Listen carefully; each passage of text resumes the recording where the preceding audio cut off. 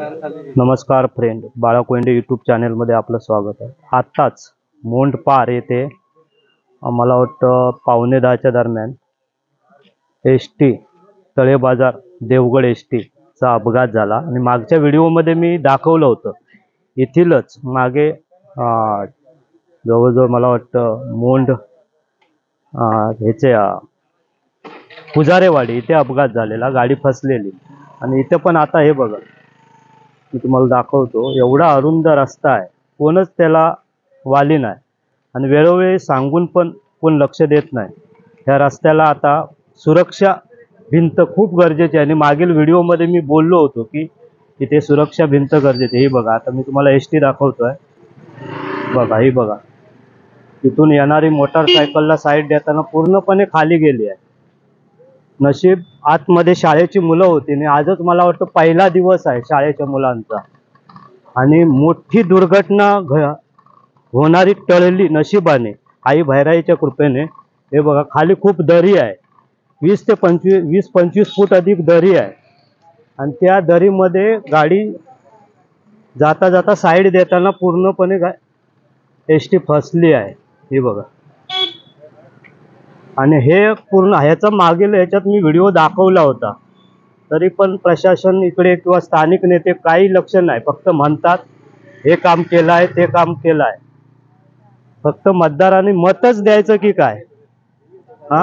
मतदान करताना फक्त तुम्हाला मतदार दिसतात आणि अशा वेळी ज्यावेळी अपघात होतो, आता ही बघा जीवितहानी होणारी नशिबाने टळली आहे। हे बघा, हे इथं एक सुरक्षा भिंत आहे, हे बघा, अशीच सुरक्षा भिंत गरजेची आहे आणि मी वेळोवेळी माझ्या व्हिडिओच्या चॅनेलच्या माध्यमातून मी तुम्हाला सांगतोय।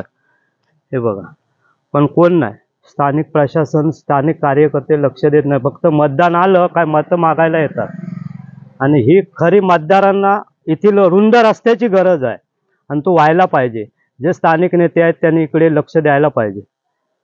नशीब आज कुठची दुर्घटना, मुलांची आरडाओरडा झाला। हे बघा, एसटीवाले बिचारे बसून आहेत, ते काय करणार आहे या अशा रस्त्यांमध्ये? आणि प्रत्येक वेळी मी हा व्हिडिओ दाखवतो, इथून 2-3 स्पॉट आहेत आणि ते एकदम धोकादायक आहे आणि तिकडे लक्ष दिला पाहिजे। हे बघा, पूर्णपणे नशिबाने इथे टेकली आहे गाडी म्हणून राहिली आहे, नाहीतर आता 20 ते 25 फूट खाली दरीमध्ये ती कोसळली असते। हे बघा, आणि याला खरोखर सुरक्षा भिंतीची गरज आहे। हे बघा, हे आता शेतमळा आहे खाली आणि जवळजवळ हे बघा, आता एसटी आता जिथं अडकली आहे वरती, हे बघा 20 ते 25 फूट खाली दरी आहे आणि त्या दरीमध्ये जर खाली आली असती तर शाळेची मुलं वगैरे होती, खूप मोठा अपघात झाला असता, पण आई भैराईच्या कृपेने हा टळला।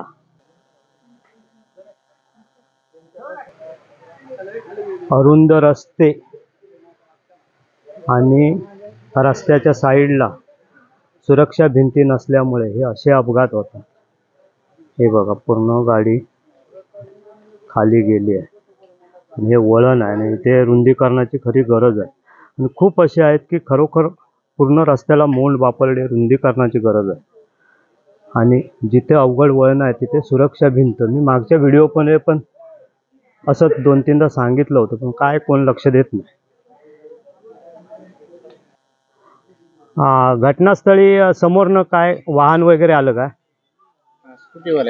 स्कूटीवाले आले। तुम्हाला अजिबात म्हणजे दिसते आहे परिस्थिती, वळण असल्यामुळे जागा पण नाही, पण ते आता खरोखर तुम्ही सांगा की रुंदीकरणाची गरज आहे की नाही गावामध्ये? रुंदीकरण म्हणजे एकच गाडी बसते फक्त। त्यांचं म्हणणं आहे की एकच गाडी बसते आणि स्थानिक नेते, आमदार, खासदारांनी इथे लक्ष देऊन रुंदीकरणाची मोंड ते बापरडा गरज आहे। आता हे दुसरं की तिसरा अपघात आहे आणि असा अपघात मला वाटतं याच्या पुढे घडू नये यासाठी रुंदीकरण खूप गरजेचं आहे। नमस्कार, धन्यवाद।